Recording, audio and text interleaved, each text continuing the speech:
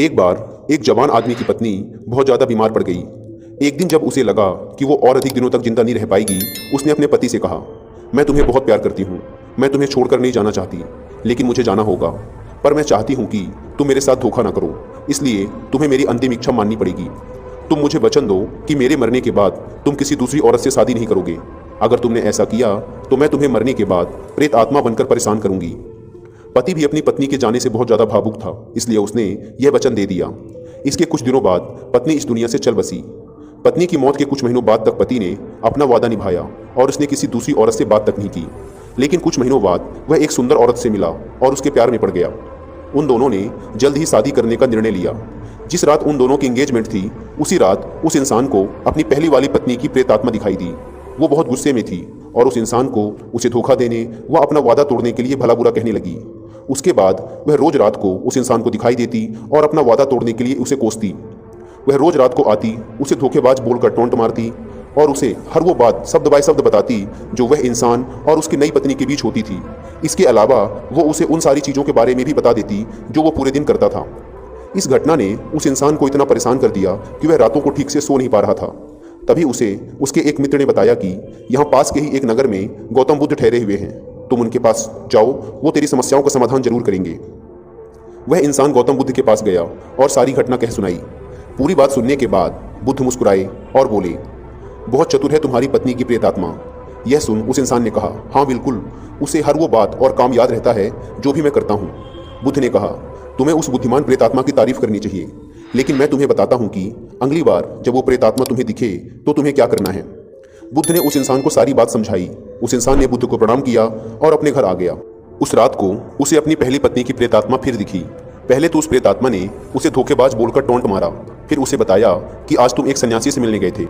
उस इंसान ने प्रेतात्मा की तारीफ करते हुए कहा, तुम एक बहुत ही बुद्धिमान प्रेतात्मा हो, तुम सब जानती हो, भला तुमसे कहाँ कुछ छिपाया जा सकता है। उसने उस प्रेतात्मा से आग्रह करते हुए कहा, तुम एक बुद्धिमान प्रेतात्मा हो, इसलिए मेरे एक प्रश्न का जवाब दे दो।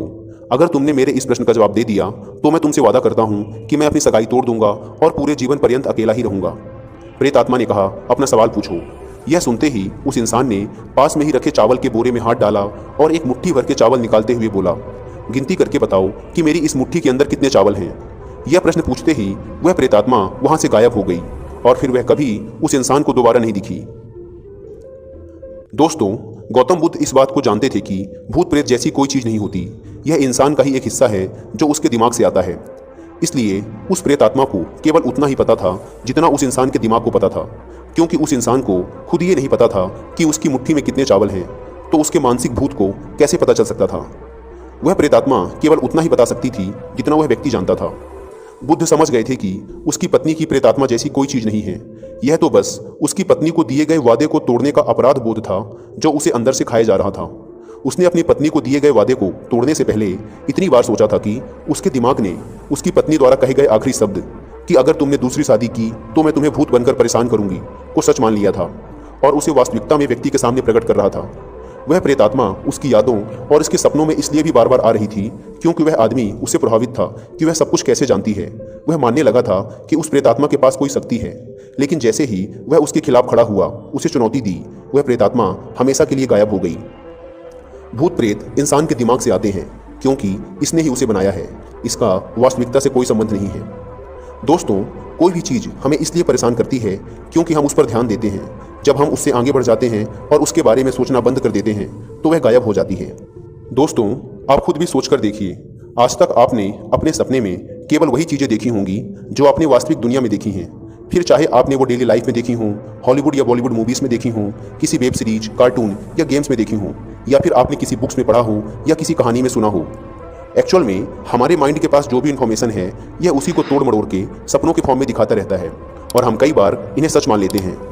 इसलिए दोस्तों, ज़रूरत है इन सब चीज़ों को भूलकर वर्तमान में फोकस करने की।